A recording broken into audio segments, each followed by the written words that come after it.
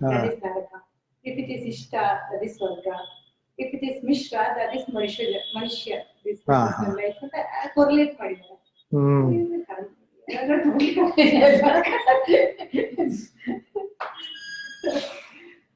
ಹಾಗೆ 18th chapter ಅಲ್ಲಿ 12th ಶ್ಲೋಕ. ಅದು 7 o'clock ಒಂದು ಪ್ರೋಗ್ರಾಮ್ ಬರುತ್ತೆ. ಸ್ಕೂಲ್ ಮಕ್ಕಳಿಗೆ ಕ್ವಶನ್ ಕೇಳ್ತಾರೆ. ಭಾರಿ ಚೆನ್ನಾಗಿದೆ. ಭಗವದ್ಗೀತೆದಿಂದಲೇ. ಅವರು ಒಂಥರ ಹೇಳ್ತಾರೆ, ಗುರುಜಿ ಒಂಥರ ಮಾಡ್ತಾರೆ. ಇಷ್ಟ ಅನಿಷ್ಟ ಮಿಶ್ರ ಇದು ಕರ್ಮಫಲ. ಕರ್ಮಫಲ. ಅದು 18th ಚಾಪ್ಟರ್ ಅಲ್ಲಿ 12th ಶ್ಲೋಕದಲ್ಲಿ ಅದೊಂದು ಎಲ್ಲರೂ ಗೊತ್ತಿಲ್ಲ. ಅದೇ ಐ ಜಸ್ಟ್ ಅದನ್ನ ನೋಡ್ಬೇಕಾಗುತ್ತೆ. I just have to see that. But then we'll deal with the other questions anyway. Let's start with the Shanti mantra. Om Sahana Bhavatu Sahanau Bhunaktu Saha Viryam Karavavahai Tejasvinavadhitamastu ma Vidvishavahai.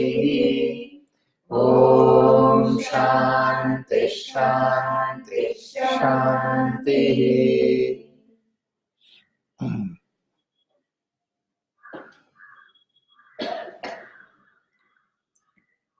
So I'll take up this question of yoga, bhakti yoga, karma yoga, bhakti yoga, kama, prema, bhakti. Then karma yoga, tamas, rajas, tamas, sattva. So these are all the three things that are there in jnana yoga. No, in karma yoga, tamas, rajas, sattva, that's not the way that we look at it. That's a different attitude. Basically, sattva, rajas, tamas, just to see in understanding the creation, we divide them into various categories so that we can understand. The simple thing is matter that you divide into solids, liquids, gases. So that solids have solid properties, liquids have those properties, and gases have the properties. So we understand easily.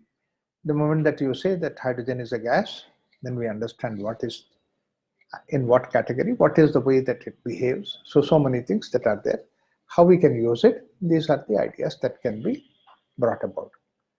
So therefore, basically in the modern science also does like that, organic, inorganic. And then inorganic, then they have all those different metals and they have given all those details. So Mendeleev periodical table has come, so divided them into. Later on they said, no, it's all nothing but electron, neutron, proton. So that's another division that has come. So like that, the division is the way that we understand various things. But then what happens, all these divisions pertain to only one particular thing. It's not as a whole that when you look at it, the division has not come. Like for example, for matter, solids, liquids, gases, it applies. But when it comes to human being, there may be something which is solid, there is something which is liquid, gas, but it doesn't make any sense. We cannot go into the depth in that sense. So therefore, the way that Indian philosophy looked at it very beautifully, several ways that they have seen these divisions. One way that they have very usefully done the division is the way guna. Based on the guna, you divide that. Guna means it's a nature.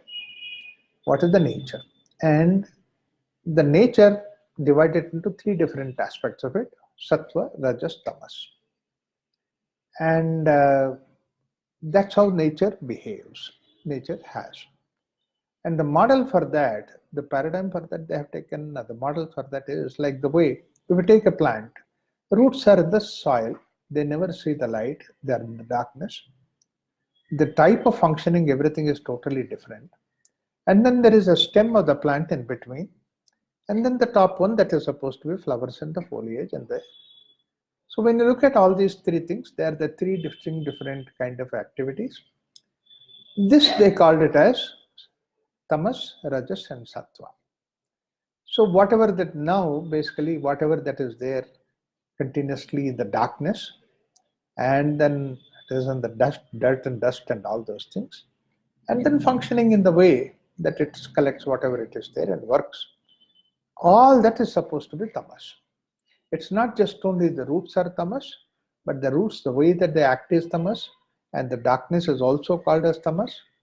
We know that. So all these things are supposed to be part of tamas.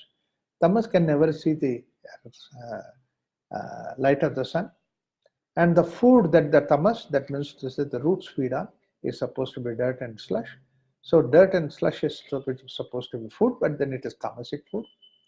So this is how tamas has been qualified. Then the central portion of the plant is supposed to be rajas. And rajas, the qualities is that rajas is strong.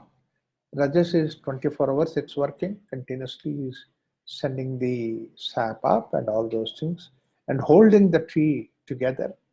Sattva rajas, everything is held together by the rajas, the stem. And then the flower and the foliages and in the sky, they're very beautiful, multiple colors and all that. They are in the fresh air. And then there is a lot of exchange of oxygen, carbon dioxide, everything goes on. That's supposed to be sattva. So all the activities and the leaves and everything is supposed to be sattva. It's not just conformed to only the matter, but the activity is also sattva, rajas, tamas, connected with that activity. So this way that they categorize these things, and the same way that they apply this particular category energy, and this is for the whole creation itself. The whole creation has that kind of thing. So something which is there in the darkness, does not move, does not change, holds tight, is supposed to be tamas. That's what is the solids are tamas, which is flowing, which is constantly, relentlessly flowing, and all those things which are supposed to be rajas. A waterfall is there, a big this thing, and the roaring noise of the rivers and all that is supposed to be rajas. Whereas a still lake and beautiful, peaceful and all that, that's what is sattva. Like this, all these things are supposed to be the sattva, rajas, tamas. Earth is supposed to be tamas, sky is supposed to be sattva, and then in between, whatever it is, they're supposed to be rajas. So like that, they have divided this whole creation into sattva, rajas, tamas. When you look at the human being also, the feet are constantly holding the weight of the body, and then they are on the dirt, dust, and all those things. They're tied in the boots, they don't have the freedom. That's supposed to be tamas. And then the central portion of the body, which is supposed to be the digestive, respiratory, these activities are going on. Relentlessly, they're going on all the time. There is no break in that. Day in and day out, they don't ask your permission. So that's what is going on. This is supposed to be rajas. And you see that the central portion of the body is something which is holding the body together and supplies where the food is necessary, supplies where the energy is necessary, supplies where whatever that is dirt thrown away by that. So all these things are supposed to be rajas.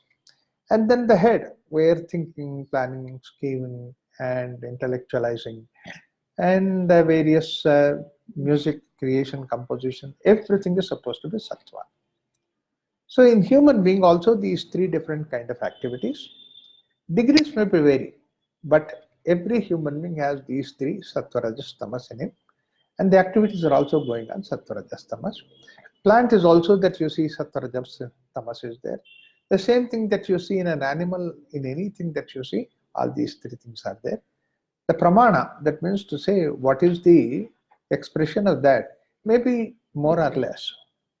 So this is how the whole creation is nothing but a combination of sattva, rajas, tamas. And then there is a nice, beautiful blending that is there, makes this creation possible. You cannot say that only one is necessary, the other is important. Sattva is good, tamas is bad. So you cut off the roots of the plant will not survive. The plant needs all those things. But everything is equal, everything is necessary, therefore I eat the fruit. Same way I eat the root also, not every root, don't eat it. Because there are some that you can eat, some you cannot eat it. So this is how it is necessary. It's not just your preference, it's the nature, it is like that. My preference may be sattva, but I do not assume that everything in this world has to be in sattva. Like the way the tulsi plant that is there, who said that tulsi is, you do the puja and all that, it's supposed to be a sattvic plant. So I feed the tulsi plant with sattvic food, that every day I put some fresh kheer to tulsi plant. Second day, tulsi plant will die. Tulsi plant will say that, look, my roots are anyway tamas, the roots require dirt. So you look towards soil. And without soil, that I cannot survive. You cannot use your preferences on that. The nature, therefore, it is guna and then karma. The karma, the activity, and the guna, they match. So this is how it goes on. And you give that kind of an activity to that. Some plants are something which are much more towards better, like for example, sushi and all these things are supposed to be plant, which have very special fragrance, special this, special use and all that. There are other plants which are less privileged that way.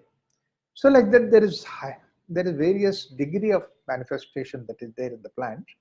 Animals also, you can see that some animals are tamasic, some animals are very rajasic, some animals are sattvic. So they are sattvic. They don't fight with you. They don't bite you. In the middle of the traffic, they stand and simply yawn and look at the whole thing. And then, however much that you hung, they're very sattvic. They say, okay, it's all right. You can do whatever you want. And all that you do is that you do namaskara to that and then go around and then go ahead. Same way, the same thing that there are certain animals which are violent, which are rajasic. That's what is basically wild animals. And there are some animals which are tamasic. You know, they eat one time and then for 10 days that they will sleep. They don't wake up again. Tamasic. So they're all there in the nature. All that what you need to do is to see that, recognize what is their nature and work according to their nature. And don't violate that. Karma, you deal with that in the form of whatever that is guna that is there. When it comes to the human being also has this sattva, rajas, tamas that is there, but more important thing is, there are some people who are predominantly sattvic, predominantly rajasic, predominantly tamasic. So these are the things which are where it comes to the existence. We also had another idea that even this particular house and village, everything is living. It's also a living organ. Like as much as that an animal is living, a human being is living, that the society that we create is also very vibrant, living kind of a society. And in order to see that the society is like a human being living, that's why we have the same word. Puri is supposed to be for the society, Purusha is supposed to be for the human being. So that means to say, we have so many things which are common. This society also, that there are some activities which are supposed to be tamasic, there are some activities which are supposed to be rajasic, some activities which are supposed to be sattvic. That is what makes this whole society. If everybody becomes a sattvic person in the society itself will not survive. It has to have proportionately all that kind of thing. There are some people who can do all that kind of an activity, and the nature provides that. Nature always has the provision for people who can do that kind of work. So we should see that how in a society, when it's a living organ, I should do the due credit, guna and karma, and then I see that how I put them together.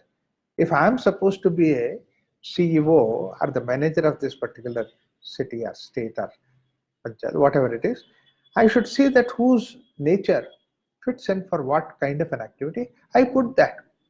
Not everybody can fit into sattvic activity, not everybody can fit into rajasic, tamasic activity. In fact, when you look at the children, many times you can recognize in the children what is their nature. In fact, I used to do that kind of an experiment when I was young. All those kids were there. I said, put all the kids them in the room and then say that, okay, I'll take about 10 minutes, 15 minutes. You please keep playing. I'll come back and then see what you are doing. I see very clearly there is one fellow, one or two people of that group said, okay, he's not there, so listen to whatever that I say. He obviously became a leader. He is a Rajasic fellow. And then you can see that his leadership comes forward wherever he goes, whatever that he does. That's a simple thing. Similarly, if somebody is there, just you leave him, otherwise you are there or you are not there. He sits and does his own thinking, whatever that activity that he might have small little toy. And then he will work with 3, 4, 5 hours to see that how that toy has to be reorganized, something like that. Is intellectual. You can see that he is good for that kind of thing. He is sattvic in nature. There are some children are there and then who say that, yes, you tell me, I do it. Tell me what should I do, I do it. They are ready to take instructions. They are tamasic. So in children, they are there. like that, Rajasic, Sattvic and Tamasic by nature. Right from that time, if you can train them in that direction, then we'll have useful persons in that area. They contribute to the well. Another thing is that they flourish in that particular activity very well. I always used to give this example that engineering, every engineer is not sattvic. Engineering is not supposed to be a very intellectual kind of thing. I even became an engineer. That itself shows that there's a lot of room. So when I worked as an engineer, I had some in my group, some 15-20 people were there. And then there was one engineer, and for last meticulously for 5-6 years he was getting the data from various centers and then put them into the Excel sheet. Those days computer was not there. Literally put all those things into that and then add them and then make report of it and then make copies of it, send to various centers and all those things. A progress report, this report, that report. He was good at all these reports and very honestly, sincerely doing it. But I know that in that reporting work, there's absolutely zero intelligence necessary. All that you see the figure there, then put this figure here and all that, he was doing it. When I looked at him doing it very religiously, very seriously, very sincerely, I said I should encourage him. So I said, maybe that you also would like to have some design work, some challenging work, something special work. So why don't you do that kind of a work for about 1 year, 2 years? Then somebody else, some junior who has come, he will be trained in this particular thing. So I told him, and then he is so pathetic immediately. I said, no, don't worry. We are there to train you. If you want to learn about all those things, we are here to train you. Because this is one unit, and then unit works together. My God, within 1 week, he said, please give me back that work. I don't want to do this. This is tamasic work. See, it does not require zero brain, but then that work is to be done, necessary, so that the work should be beautiful. And in fact, on the other hand, he came to me and said, did I do any mistake? I said, there's no scope of doing any mistake in that. That kind of an activity. I keep seeing like that. Like I was in Tiananmen Square, China. And then they have the security fellow comes and then van comes, drops a fellow. And then there's a pedestal and with that fellow stands. All that he does is he holds this thing and then keep watching from this side to that end. He wants to see that there's no any untoward activity.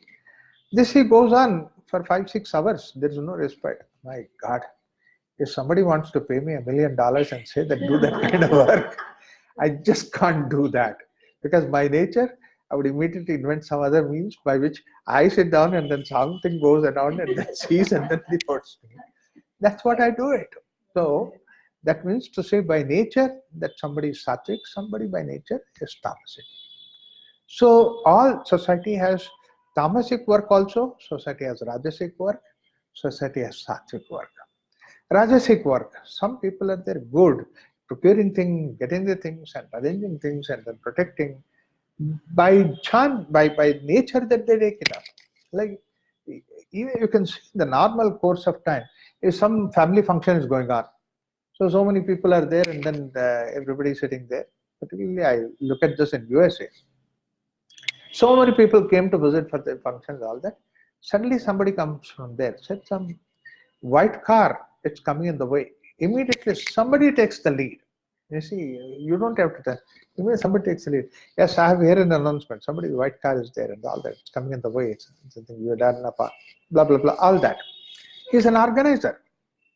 Nobody told him that you have to do that. He's by birth, he's an organizer. Immediately picks up the keys and goes there, parks somewhere, and then all that he does, absolutely no problem. Anybody else would have been there. Oh, even same white car fellow, oh my God, I have to get up and go and do all kinds of things. His nature doesn't go with that. So this way, basically, that there are activities that are there. Society is made of sattvic, rajasic, tamasic activity. And then the people also have this rajasic, tamasic, sattvic predominance. And not that totally, they are not like that predominance. Now, based on that, the division has been done in the society, saying that Purely sattvic, somebody's intellectual thinking, planning, and scheming is supposed to be Brahmana. And where it's not hierarchical, it's never hierarchical. It is therefore, he says, guna karma. Doesn't even bring about birth and all that. See, we have, that's why there is very clear divisions, the ways of division. One way we have divided the population is the form of jati, janmataha jati. It's based on the birth. Because my father is a Brahmin, I'm a Brahmin. No, it is not like that. But my father is by jati something, then I become that same jati. Because basically, there are a lot of advantages that if I follow my father, because many activities that I learned early days by imitating. Whatever that my dad is doing, that I imitate those things that I learned. So what he has invested about 60, 70 years to learn, it becomes for me easy to learn by 10, 12, 15 years. And then I take that forward. I can take the whole knowledge forward. That is the advantage that we have. Therefore, we have all these things like blacksmith. It's a janmataha. Our father is doing. Father is a farmer, son becomes like a farmer. And he can do so much of invention in that particular activity that he is doing. So this is what is the way that janmataha jati. Second thing is karmataha kula. Kula is supposed to be based on the karma that you do it. That's why you take an apprentice who is really passionate in that kind of an activity. It's not by birth. It is karma he is passionate about. So you take him. I want to train my son into music. But then there is another child who is child prodigy who has music interest in it. Okay, you come here. Because kulataha, that means we are together. Then what happens? If I teach 10 lessons, he will learn 15 lessons. See, the knowledge grows forward. It may be in any activity that we do. That's one of the reasons in this culture we had the material prosperity, because we were doing the development of material to such a degree that nowhere else people did not know about it. The kind of cloth that we used to make in this culture was so extraordinary, nowhere else that they knew how to make these clothes. And particularly when England were here, British were here, at that time our weavers could present a sari or something like that, which is in a matchbox. I mean, it is not the big matchbox they collected, they put the sari. No. Ordinary matchbox, you could put that kind of stuff. Then what happened? Yeah. All these silk saris that were manufactured, that were there from the Madhya Pradesh area, they were all taken away to England. Birmingham, they started the whole cloth industry there, England. And then whoever that remained here, they didn't want to go, cut off their fingers. This is what happened. And then what happened was that we have to only buy British clothes. This was the kind of thing. That's one of the reasons why Gandhiji had to do the charkha. And that was the whole country's this thing. Pride was that we could produce a cloth which could be inside the matchbox, that thin kind of a cloth. So therefore they were happy saying that we can never be replaced by the Indians. But then Gandhiji said the coarser is more national. Because what happens is, if an ordinary person is weaving a thread, what would happen? The thread that you get is coarse thread. And with that coarse thread that they used to make khadi. And the coarser the khadi, Gandhiji himself has put on. He said, all right, I will make this thread, I will weave it myself, and I will wear that cloth. And that's what he was wearing. It became like a pride. In fact, my father time also, it was very clear that the coarser the cloth that you wear is better. That was the equation that was there. How the whole national spirit has created the whole kind of thing. But then we had that basic expertise to produce that. Similarly, about the metallurgy, the expertise that we had was so extraordinary compared to the rest of the world that even till today, world does not know how to make two metals put together, because that there's always a differential expansion quotients, and then there is always brittleness that is developed. Whereas we had Panchaloha, and Panchaloha was done in a small little village kiln that they used to do it. Few workers together, they would do it. That is the kind of metallurgy that we have developed, where 5 different metals are put together in a harmonious way. Like that, I can go on giving explanations how this is developed, because that we have a very clear picture of what is that janmataha, what is that karmataha. These are the two things that are there. Now, then what happened is that this 4 varna is not janma or kula, but then varna is separate. In Bhagavad Gita, you don't get the reference about kula and about jati. You get that reference of kula and jati in Rudram. Rudra and Chamaka, Rudra Prashna and Chamaka Prashna, that you would get that. There is clear reference about all those people, that they are doing what kind of an activity. And they basically, the idea is that because I'm doing this Rudra Yaga, getting the question, for the sake of all these people who are there. It's not for my sake, it's for everybody. That's what is the Rudram Chamakam and all that thing. Then karma, these two are separate. Apart from that, we had what is called as Varna. Unfortunately, what happened, this Varna and Kula and Jati, they were all completely mixed up, made a khichdi, and British, they made this hierarchy. Otherwise, before the British, we didn't have that hierarchy. But basically, what happened is Varna is the shade. That means what is about the shade or the color? So basically, we have all the power that is there, all the activity that is there. In this creation, if it has to be harmonious, it can be divided into these 4 categories. This is the most extraordinary, wonderful way of looking at it. They said that one intellectual wealth that you have, power that you have, wealth that you have, is supposed to be intellectual. Intellectual power is a wealth, is a power. The second power that we have is the organizational power. Intellectual power is different from the organizational power. We should not mix up with it. Intellect is the person who produces all those things. Organizing is the person who can organize all those things, put them together, bind them together, and be one way and all that. This is organizing power. This is what is the second one. And the third power is supposed to be the material power, material wealth. Material wealth. And that is supposed to be such an extraordinary, wonderful wealth. And not only that, it requires its own vision. In order to have that vision, you have to purely be able to think about the material. When, where that material will be necessary. Can I produce it here? After 2 years, after 5 years, it's necessary. Can I produce and send it there? Can I get it here? This particular soil will produce this kind of grains, and this soil is not fit for that grains. In fact, even till today, that is what our Balasubramanian was saying, as Vivekananda Center.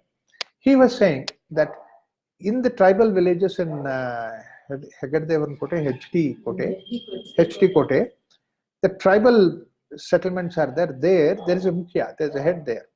He knows about all that soil, everything like that. All the villagers, they come to him, and then they take the seeds what he gives. And then he asks, what is the crop last time you have?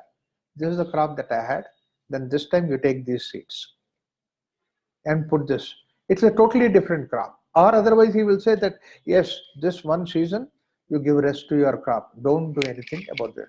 And then you come to me, I'll give you some other work, labor work that is there. And the people follow it. All these, what is that genetically modified seeds and all that, they were total failure there. Because basically they could not enter to the people saying that, come on, you should put this, you should put that. No, whatever that our Mukhya says, that we will do that. And that particular soil is today maintained, its own originality. He knows how to maintain the health of the soil, health of the crops, and all those things he would do. Whether rains come, fail, this, that happens, he knows how to control all those things. And people bring that produce to him. Now today, one of the major genetically seed manufacturers in Bangalore, they realize that they have ruined the whole of Bangalore or Karnataka. That's what they said, how much it has been ruined, because now the soil is not capable of taking those seeds, whatever that they are giving. All these things never used to happen because that there is somebody who knew about all these things and is an expert in that. Not only for today, instead after 10 years, what will happen after 20 years, after 100 years, what will be necessary. That's how they used to look at it. So this is what is Vaishya. And then Shudra is the fourth power, which is supposed to be labor power. Yeah, any activity you do have the labor power. And the most important thing about the labor power is 7-8 hours he will work. He will not complain. And he will work at his own pace. You can't make him to do fast or slow or anything like that. You just do at his own pace. Cutting the stones, he will be cutting the stones at his own pace. You give him the work, he will do it. And that's what's the labor. He doesn't even know what's happening because he's only at that level where his interest is only that. Doesn't even know what is happening. I used to test all these things when I was working in the. Then I would go to the fellows who were cutting the stones from morning to evening. They are cutting the stones and organizing all. I went to him and said, you know what? What is this you are cutting the stone? There's something is going on, so that's why I do. You know what? There's nothing. There's not something. A huge dam that's going to come up and is going to store so many, so many tons of water. Sir, you take care of it. Let me cut the stone. See, his nature is very simple, and we want that kind of people. That kind. In any activity that you see, there are people who really go into that. You can never change the composition of the nature. Science can progress, everything can progress, but then this composition cannot change. That will be there. So therefore, these are the four powers that are there: Brahmana, Kshatriya, Vaishya, Shudra. They wanted to see that these powers are supposed to be maintained absolutely, in the sense that there's a lot of advantages when these powers are there.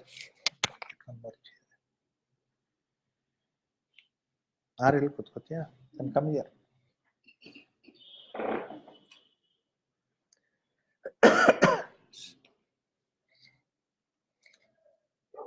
So, in fact, advantages, you see that a Kshatriya, I see that's fascinating. A Kshatriya is supposed to marry in a Kshatriya family, and Kshatriya does not have any limit of how many wives that he could have it, more than 1, 2, 3. And then it's also, Chanakya says that Kshatriya's marriage is not his choice, the choice of the kingdom. The kingdom wants that he should marry so that the kingdom is safer, then he will marry. You see, the advantage with that is, in our Indian culture, that these kingdoms were there were about 600 kingdoms were there, right from Thailand up to all those places, King Chola, Pandya, these are the things. No king fought with anybody else, because after all, how can you fight with anybody? It's supposed to be your own brother-in-law, your own cousin, your own somebody related to you. So there is no question. On the other hand, what happened in this culture is that some king is progressing fast. The other king would come and say that, come on, you annex it, you take it. This is what happened in Ramayana. In fact, when Ramayana, Ayodhya was really growing very well, prosperous and all that. At that time, the people came from Gandhara Desha and said, why don't you annex it? Rama sent Shatrughna there as his emissary and said, come on, you take care of it. He did he not do that way? Similarly, we did not annex, like for example, Sugriva. He said, come on, you give it to, and then later on Angada will take care of it. And there also, Sri Lanka, Ravan he eliminated, but at the same time he gave the kingdom to Vibhishana. You take care of it. So that means to say that we never had any kind of a fight, because the relationship is like that. Anything that would happen because of somebody's fault or something, it would be a local thing. It is not spread everywhere. So this is the kind of culture we had, because a Kshatriya would marry a Kshatriya. And that was the thing which was really maintained very well. That's one of the reasons why Chanakya made Chandragupta to marry Seleucus' daughter. See, Helena, he got married to her, so that he said, she's also a Kshatriya, come on, we get married, so that the fight will stop from now onwards. That was the kind of relationship that they had. In fact, if you look at that examples like that, there are several such examples that were there. Nehru going with Mountbatten is not that kind of an example, a different issue. But then this was the kind of thing. People say that, that's also there.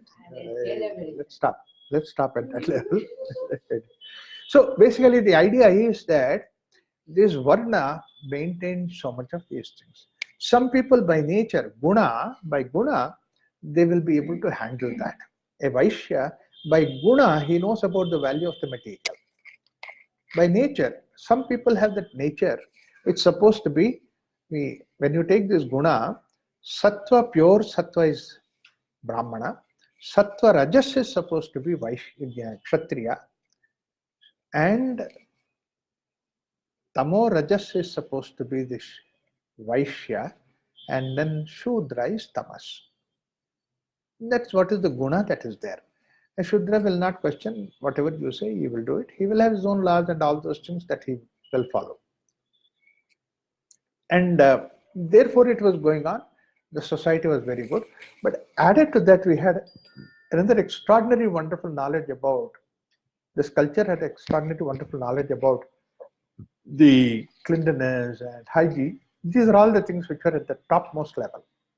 In fact, that's why we were the people that in our Vedas, earliest form, where the reference of the diabetes comes into the Madhumeha is something which is our own people have earlier they thought about it, how it has to be done.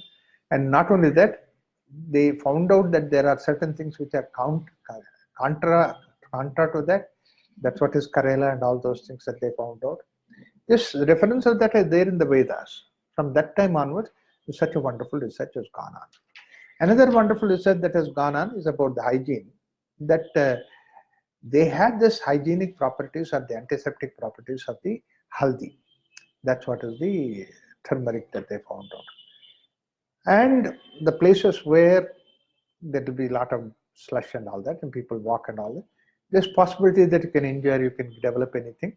Therefore, and but in the congregation, it should not happen. Therefore, it was an injunction for everybody to put on the paste of haldi around the feet when they walk, particularly in congregation. You go to the temple, go to the marriage. Even today also, the marriages that people put that. In Andhra, definitely they put it. That culture is still there. They put it, that haldi paste and all that around the feet and then go. It looks so beautiful. There's something, earlier it was men and women also supposed to do it, but then now we went to only women. Because mostly men are sitting and not doing any activity. Probably that's the reason why it's happening. But look at this property they came to know about it. The same kind of token that they also knew about the hygiene that needed to follow and the possibility that you get into the problems of the epidemics, that means say, big diseases. Particularly tropical country like ours, there's always possibility that you can become a victim of all those epidemics. So I don't know whether you have come across any time a city being completely, a town being completely engulfed by any particular disease like plague or cholera. In fact, you know, the story of Malleshwaram is supposed to be when Tyagaraja Nagar and all that was caught into the plague, and the whole has to be shifted from here to that place. And then they built a new city called Malleshwaram. Those days it was so far off because you have to take one full day to go by bullock cart. And then they built that Malleshwaram and then shifted all these people there. And then they built this Plegama temple there, Rajarajachari temple. Yeah, all those things are because of that reason. I didn't know about that. Recently, in 150 years or 200 years of celebration of Malleshwaram city. Then I came to know about that. I read it in the papers here. The same thing, when I was something like, I would say 8-9 year old, our town, there was cholera. We just heard the cholera has come in, and we were seeing that every 5-10 minutes we had a news, oh, the opposite house, that young boy, he died. And then another boy admitted in the hospital. My father was a doctor. He was having all this cholera vaccination going on, giving day in and day out and all that. And he was giving. We were shocked because he is dealing with the cholera patients so right and left and middle. So many people died at that time. So even with the vaccination, so many things happened at that time. Imagine what would have happened. So there, but then, so how to prevent it? Particularly, we had those festivals where the temple congregations used to be there. So one thing that they found, two things that they found out is that that blood is the cause for the whole problem. And then bacteria, virus can be the second thing. So therefore, whatever that possible blood can be there, avoid it. That's the reason why in the temples that women during the menstruation were not allowed. It was voluntary from the women. That was the kind of thing. And then particularly a narrow place like all the way onto the hill, they said, okay, women from the age of menstruation, they do not go to Ayyappan. This was a natural thing that was there. It was nothing to do, bring down the women's pride or anything like that. And even in the houses, it used to be done like that. Women with their menstruation, they're kept separately, provided every facility, do all those things. And then there were special activity, which are very, very light kind of an activity when you are in the menstruation, because that you cannot do heavy activity. In fact, I don't know whether you remember or not, they used to tie to the waist also the cloth, because that there's possibility that you have a back pain or something like that. I didn't know all those things, but then I used to remember that these things were there. And at that time, that there were some light kind of an activity, all the knitting activity and all those things, they are there for the women. In fact, they would say that, yeah, during the 3-4 days in the menstruation, and that will be taken care of. That is how it used to be. Eliminated from the regular routine, mixing up with the people. But then that was something which we had a knowledge. It was from the time when we didn't have the knowledge to that knowledge, it's a development. And we need to continue to develop, because today, that all that we have protective mechanism that is there, so we don't have to really worry about it. In fact, people during the menstruation also, they travel, they work, they do all kinds of things. It does not come in the way. So we should actually come out of that particular restrictions at all. Still, it has not shown any disadvantage. Yeah, but right. But then, actually, in my feeling, that is something which earlier that we honored that condition. Today also we should honor, saying that, all right, if somebody would like to take, my women should be given extra kind of a thing. I mean, not only in the office, but both by the husbands also. Anywhere at home, do all kinds of things. That is that. No, should not be. The second thing is about the infection. The possible infection is where bacteria develops. That's what is the store of infection. Bacteria, however much that you wash the clothes, the bacteria will still stay in the joints of the where the clothes are there. That's the reason why we had a very clear picture that anybody going to the temple where thousands of people are there, no stitched cloth is allowed. That's why men are supposed to wear a vesti and then a angavastra and then go to the temple. So that would have been a very nice kind of a thing. And the same way, women always used to wear a 9-yard sari, so that all that kind of possible this thing was eliminated. But today, the rule is that you have to wear a vesti, but then, people take the way. Pant will be there, all that will be there, jeans will be there, and put a vesti on top of it. Then shirt, they take it out and put it on their shoulder and then go inside the temple. And rather than doing that, today, basically, the laundry clothes that are there, washed clothes, they are so clean, so clear. Actually, they are much better. So look at the way church, nobody goes into the church with the casual clothes, very special clothes. They should make a rule like that. You see, when they can make this rule like that in the case of the temple has that rule. You have to go in formals in Tirupati temple. Yeah. They insist on formal wear for men and women. Okay. Yeah, there should be something like that. And look at the way that you dress so very well when you go for a marriage party. This is much bigger function than going for a marriage party, going to the temple. You have to celebrate it. So that's how we should give the dignity for the temple. I want to be somebody there. I should just, okay, let me see that. So that temple gets the glory of the people that is there. I organize people, millions of people come, all right, I'll organize in various ways to see that everybody should be able to approach the temple. Don't make them to stand there. In fact, Buddha wanted to do that. Buddha's sayings that says that, because you drop the flowers, you drop this thing, you drop everything becomes like a mess. Buddha wanted everything to be clean. So he wanted to make a temple where the deities are there, but where the Gandhatkati, whatever that is there, is to be one side. Don't everybody carry the lamps and all that, there will be a lamp. And then just go in front of it, go ahead. This was a kind of thing. And the puja and all that, it was not there at the temple. Therefore, Buddha was thrown out. Now you see the Buddhistic temples, they do all that kind of thing. What he wanted to do, the Hindu temples, he threw out. Therefore, Buddhism has developed all those temples like that. It's wonderful. We could have actually invited Buddha to do these things. Our temple would have been so much benefited like that. Clean, neat, and everything would have been fine. We would have gone ahead. This is what we should actually do it. So basically what happens is that so much knowledge that we had, the same thing kind of a thing. Look at the way intelligence we had was, we could develop Vishakanya. That means to say, slowly and steadily you give poison to that person can accept poison when what others cannot accept it. And what about today is the idea of penicillin we are becoming insulin to penicillin. So that means to say, it does not give an effect on us because we are increasing the dose.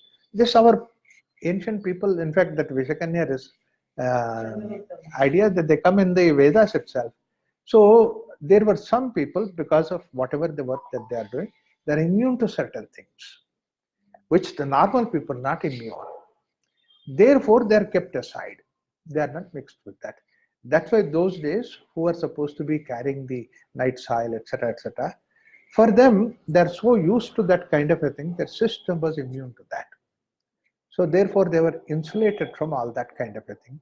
Therefore, this idea that they would not come into the place, or we do not go into that place because that place is supposed to be infected with it. It's like the way quarantine today that we have.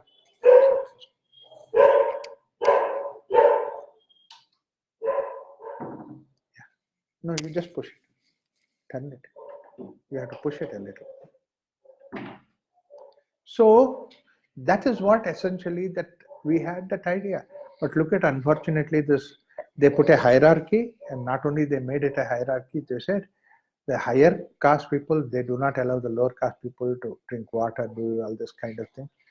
It was a total nonsense. People who did not understand this culture, understand the background of 10,000 years of culture, and where this vertical division was not there, when it was corrupted. That's what happened, where the spiritual people, supposed to be intellectuals, highly intellectuals, when they were given the power and both of them were there, that means to say organizational power and then this power, when they clubbed together, that's where the ruin took place in the various other religions. Look at Islam. Khomeini said that I will rule. He's supposed to be a spiritual leader. And then he became a ruler. And then that's where basically the whole system has developed. Like that, there are several incidents in the world that is there where it has been corrupted like that. Whereas we had purity, therefore no king could say to the Brahmana that whatever that you have done is wrong. It's only another Brahmana could say that you are wrong, and then he can improve that. There is a logic, there is a discussion that used to go on. That's why the samvada that we used to have is something which was there in this culture all the time. What later on that in the West that you see, in the case of Socrates, not Socrates. Socrates used to do it. There is a discussion between Socrates and Plato and all those things that were there. That kind of thing in this culture, it was there right from the beginning, all the time.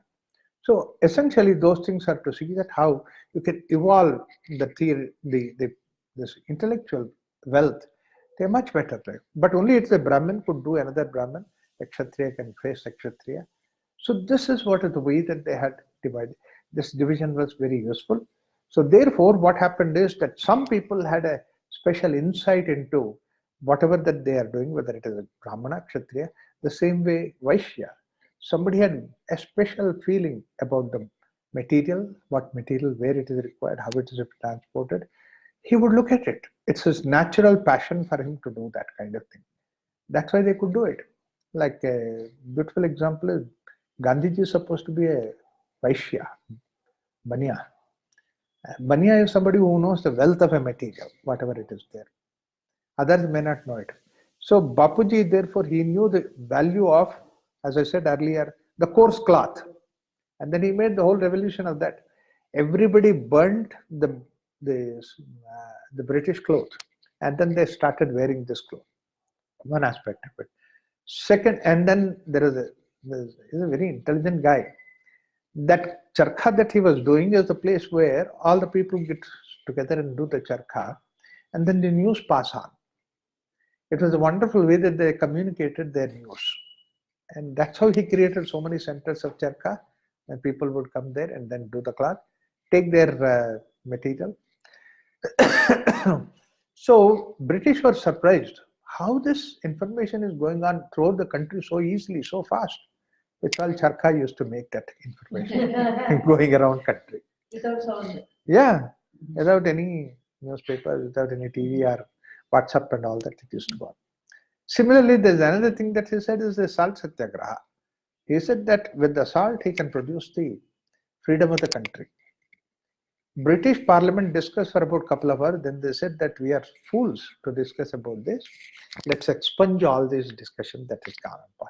They expunged it. But then finally they had to come to their heels, that accept Gandhiji's proposal. That is total freedom. That was a Sampurna Swarajya has come after that. They had to agree with that. So all these things show that some people have special affinity, give that kind of work. So guna and karma, put them together. That's what is the way it has to go on. But then Krishna also gives Chaturvarnyam Maya Srishtam, guna karma vibhagasaha, put them together. But then he says one more thing, that Traigunya Vishayaha Vedaha, everything is Traigunya, three gunas, Sattva, Rajas, Tamas. But then you be free from all these three gunas. That may be that you predominantly are sattvic, predominantly you are sattvic, rajasic or tamasic, but you be free from that. Nistragunyo bhavarjuna. So that what happens, if you are free from that, there may be a situation where you may have to do something which does not adhere to your nature, your guna. It may be of a different guna, you may have to do it. Like you may be sattvic, but you may have to do a kshatriya dharma. That means you have to take up the kshatriya dharma. That means to say you have to come out of your guna. That freedom you should have. When a situation comes and the crisis, you should be able to come out of it. Similarly, you may be Shudra, but then there is some situation that is there, you need to come out with some solution, you have to think of it. You think like a Brahmana, you should come out of it, but it's a crisis management. You should be able to do that. Therefore, when is it possible? When you are able to free yourself from that guna. If you don't free yourself from that guna, then whatever the work that is there, guna that it demands, then you do not go by the work guna, but then you go by your guna. A very hypothetical example is that a very simple way that when you look at it, cutting the butter with a butter knife is supposed to be a sattvic guna. Cutting the firewood with an axe is supposed to be rajasic. And cutting the iron with a gas cutting is supposed to be tamasic. But if your guna is supposed to be rajasic, then you say, you get me butter, but I will take an axe to cut the butter. It is like that. Don't do that. Follow whatever that guna that you need to do that. Or you get firewood to you. I would like to cut the firewood with my butter knife. Then you can never do it. You have to put the proper guna and proper karma together. Match. If you cannot match it, you ask somebody can match it. That is the way that you need to do it. The whole idea was in that sense. Another thing is that if only one case that the hierarchy is there, a sattvic way of doing it is a softer way of doing it. Tamasic way is the harder way of doing it. So when I need to do some certain kind of an activity, let me start with the sattvic way, then I go to tamasic way. That's what is sama, is the sattvic way I do it. Then it doesn't work, then I go to the Vaishya way, dana. All right, come on, we do it. Then I go to the Kshatriya way, and that's what is danda. So sama, dana, bheda, danda. So these are the ways that you follow. So this way when you do it, in such cases where you do that. Yeah, first send a letter, Then slowly you say that, okay, now I'll come with my army. And we have evidences like that. Rama, first he sat down, meditated in front of ocean god. Give me way because we are going on a good work and all that. He didn't listen. Then he went into fasting. Then also he didn't listen. Okay, now it's the time to come. I will take my bow and arrow. Sagaram shochaishyami. I will dry up the whole ocean. Immediately came running and falling at the feet of Rama. Please. One thing is that don't do that because it's a problem for everybody. Added to that, then I can assist you. What is it? Whatever that you are building the bridge, I'll support that bricks that you are putting so that they're together. So therefore, that the bridge has been built. That was the way ocean assisted. So that means somehow or the other that you listen. And finally, we had to come to that level. Start from the simple way, but then go in a hard way. So, like waking up. In the beginning, that I just very casually tell and all that, but then listen. Then you go to him, you shake him, then you beat him. Don't go ahead, start beating him right from the beginning. That's what we follow in the cyclic meditation also. In the beginning, tighten, tighten, tighten, relax. It's a hard way of doing it. Then slowly we go to, that's the reverse way. Then we go to slowly, saying that relax your toes, like. And finally you say, simply say Om, be peaceful. So when we come to the final, they are very soft way of doing it, not the hard way of doing it. Because that's how these are the only conditions where the hierarchy works. That's how we look at it. So Sattva Rajas Tamas is that way. But then the Traya, three, there are, first thing is this Tapatraya, that they say. Tapa means actually suffering.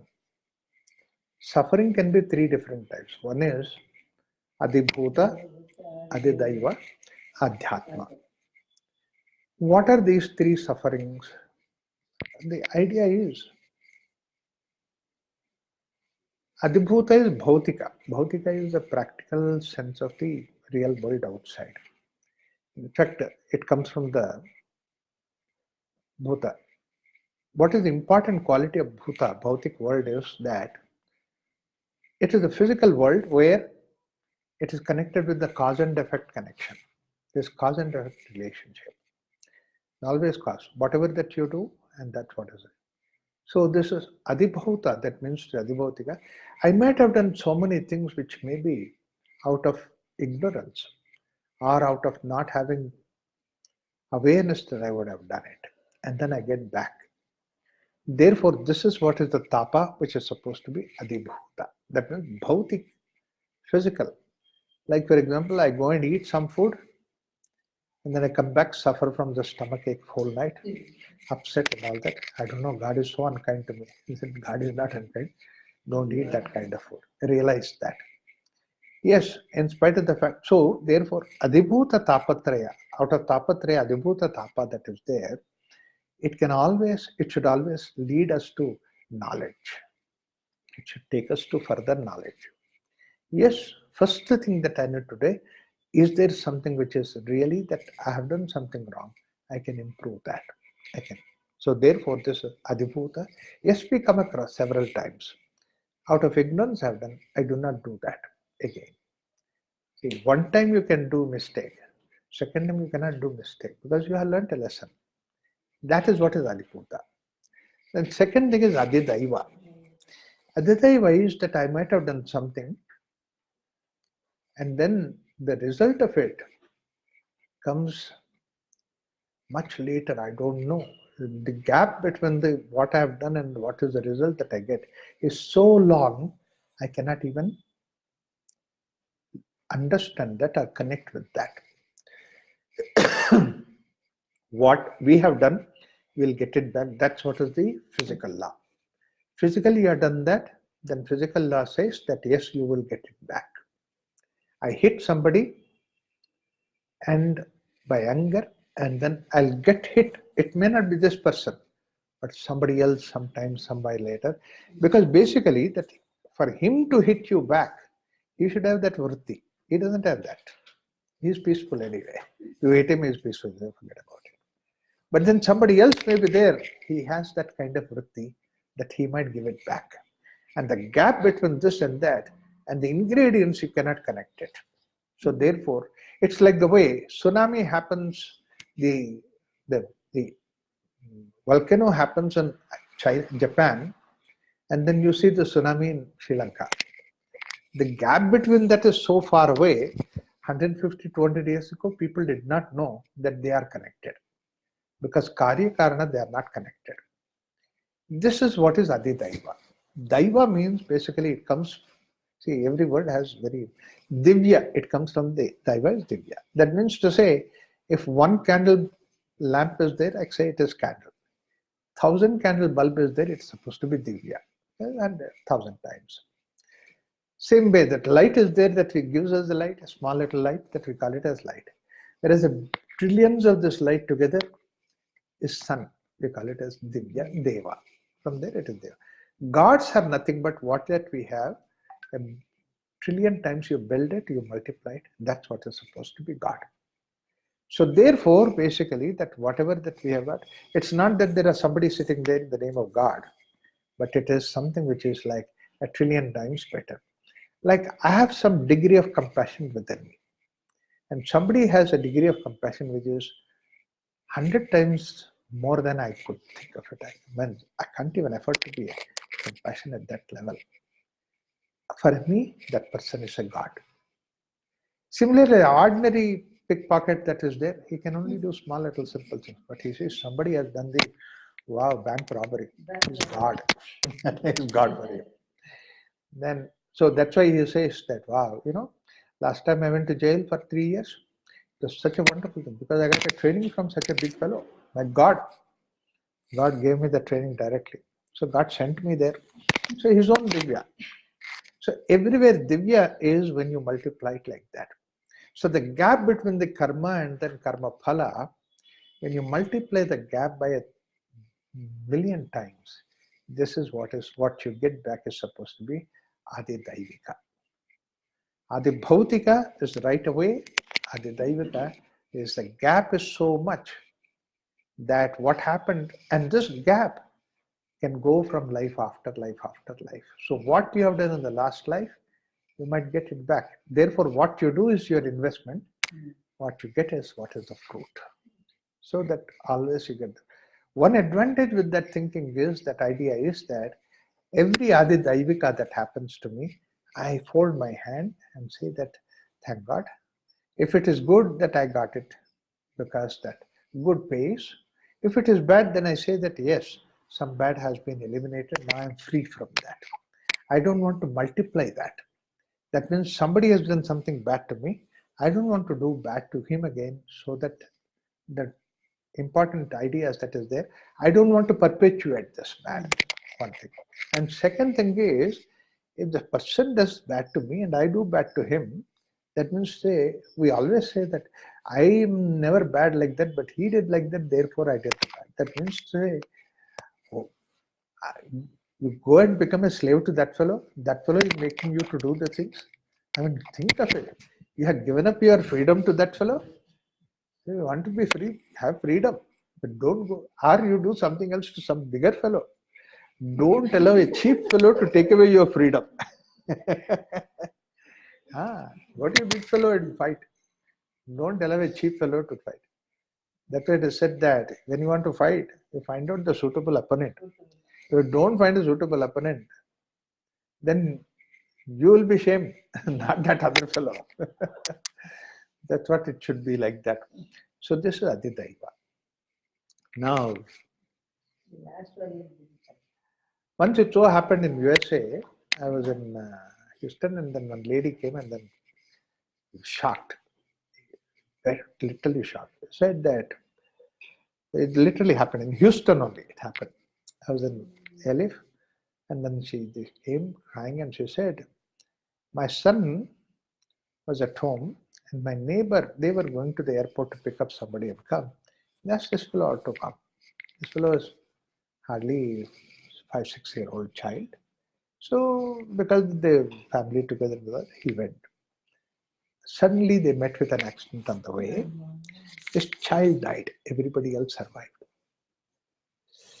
Why should it happen to me? You see, this lady.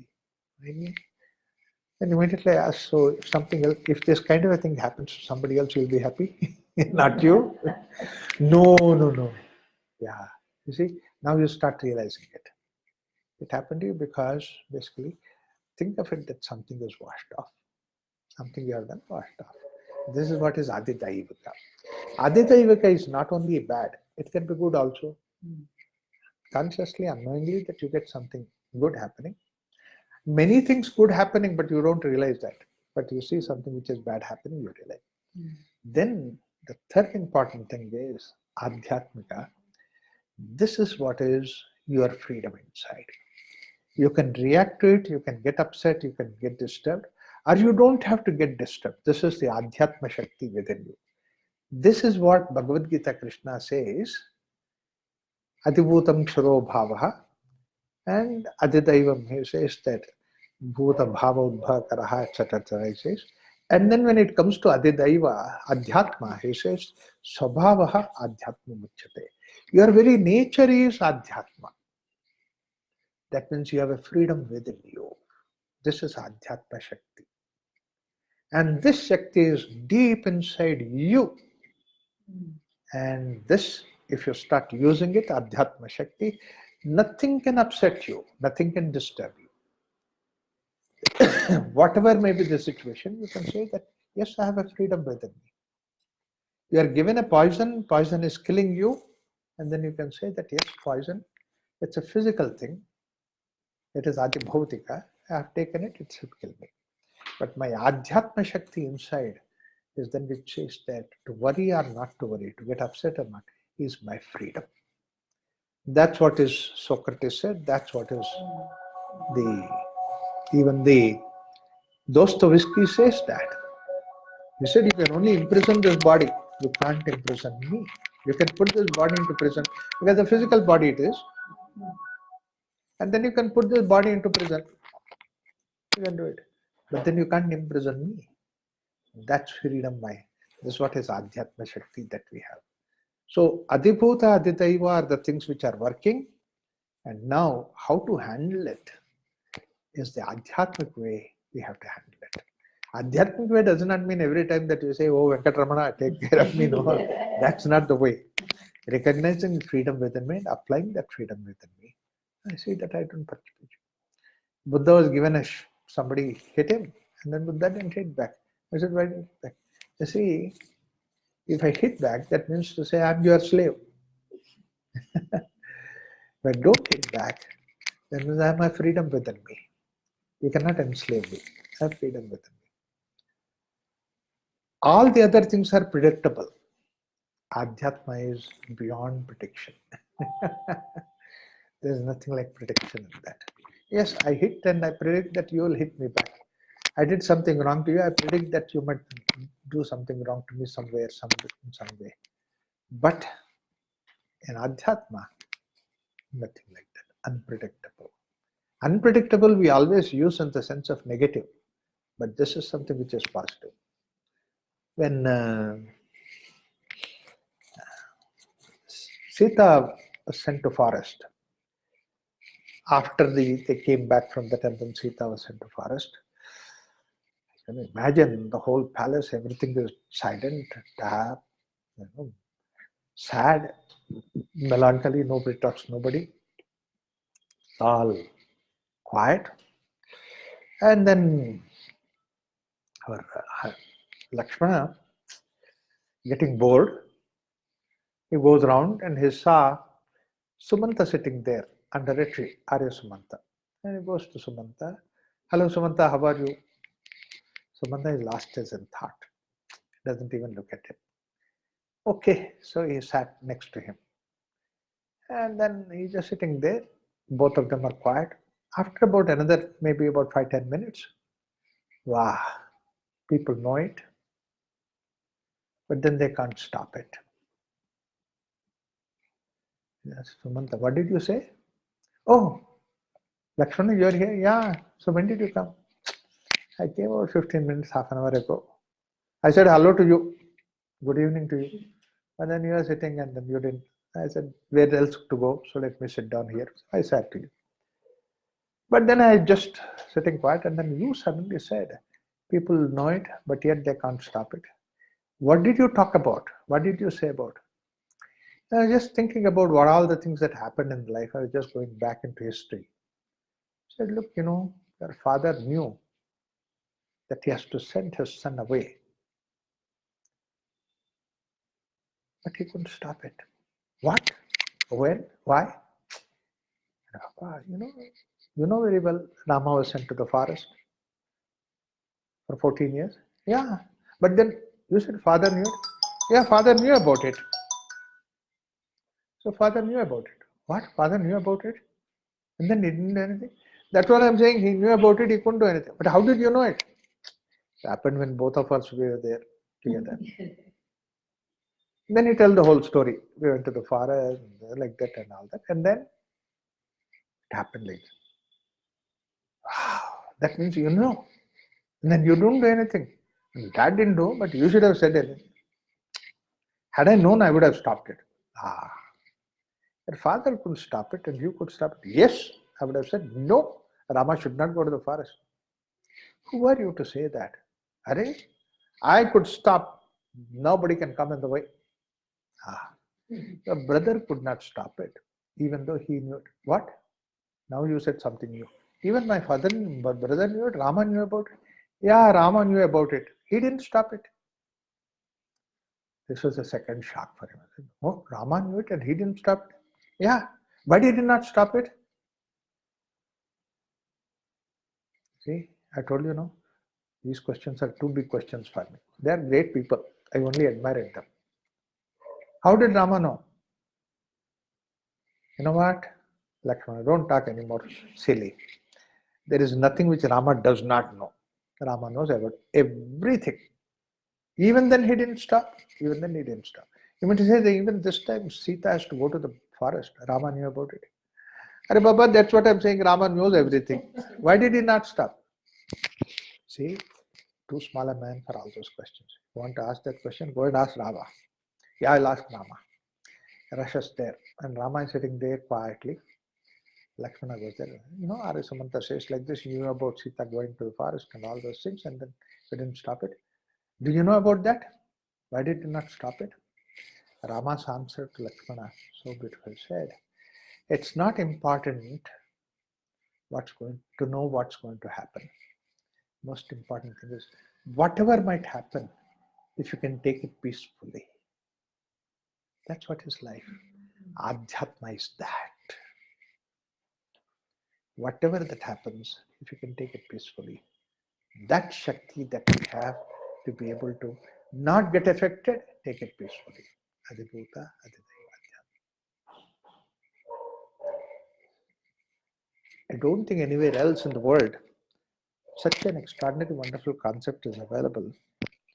And so beautifully in the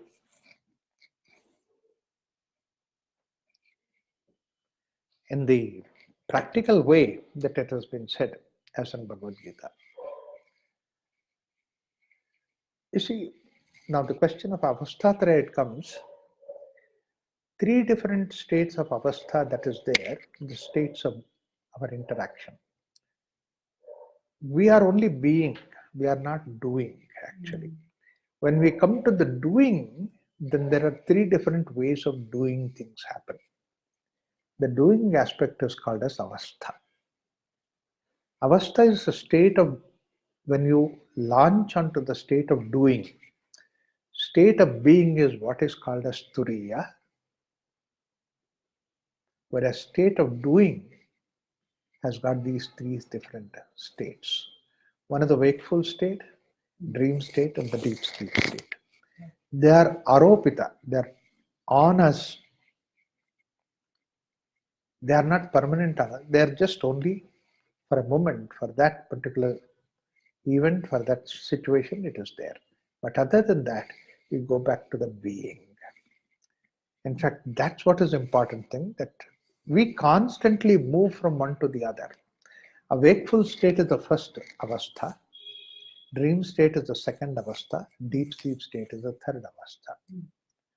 Of course, we have discussed in the Mandukya Upanishad, but more important thing is wakeful state avastha purely for us to be absolutely selfish. What is good for me, I take it. What nourishes me, I take it. What does it not nourish me, I leave it behind. Now, the question of nourishing means, that we need to understand. Then all your dreams are gone. The nourishing is that what puts me back into my being state is nourishing. If it does not put me into the state of being, it's not nourishing. Whatever it does not take me to the state of being is not nourishing. It may be good food, it may be this, it may be that, it may be a big project that I take up, but it does not take me to the state of being, it's not nourishing. Similarly, when it comes to the dream state is such a vast state. Even in fact, all this, every dream is nothing but an expression of what is there inside. So we have huge world that is there inside. Outside world is very limited. And out of that we dream so many things, and then man dreamt, therefore he could produce all these things. If the dream were not to be there, all this creation would not have been there. And the dream world is supposed to be a subtle world. We have in subtle world an idea and give a manufacture in the world outside, the gross world. So subtle world is there. So the same way dream is a subtle world. Now in the subtle world, we get all those things for the sake of nourishment. Like for example, I have suppressed emotions. My dream will take away all those suppressed emotions. I'm free from that. Now I can be peacefully in the state of being. The same way that I can use the dream world to create all these gods and goddesses. But ultimately the idea is to see that I can rest myself in that God and be peaceful and in the state of being. It's not important for me that whether you believe in that God or you don't believe in that God, how many gods are there, whether this God is right or that God is right. No, nothing like that. It's purely for my sake. It can be number of gods I can believe, but ultimately to see that those things will help me to go back to my peaceful state. I believe in a God and create the whole paraphernalia of doing so many activities around the God. Ultimately to see that I'll be in the peaceful state. It's not a question of Hindu, Christian, Muslim, this and that. It doesn't matter. But when people don't understand that, they fight with that. Such a way that, did you see that Ganesha there? Yeah, I don't know, he's not the right Ganesha. Why? Because that his trunk is not on the right side, it's on the left side. Is that the way that you worry about all those things? It's like the way we have such stories. I mean, such useless stories are also there. Like there is a very bhakta of Rama, and then Krishna comes into it. He said, no, you come with Dhanush Ban, then only I can accept you, otherwise I don't accept. And then bhakta is so strong that God went back and then changed his dress. He went to this Prabhat Kalavidru, changed his dress and came back. Is that the way? No. Basically, that if you have seen a God, that means your own purified image that you see, it has capacity to purify you so much. That's what is the way all these gods and goddesses are create that purity within you, transparency within you, so that you see yourself in that. This is what is the idea of dream world. And then deep sleep is essentially to go to that peaceful state. Ultimately, these are the three states, avastha, traya, and then you are swarupa behind it. Turiya is the swarupa, avastha are these things that are there outside. Therefore, we have to be very clear about these particular things. In the case of yoga, when you come to this, very clearly it is given in Raj Yoga, dharana, dhyana, samadhi. Like that in karma yoga, the real division is satkarma, karma, satkarma, naishkarmya siddhi. That means that a doer being not there is the third one. Jnana yoga, it is Shravana, Manana, Nidhyasana. Next week we will talk about it because there are so many things that are to say about it. We will stop it here. Om Shanti Shanti Shanti.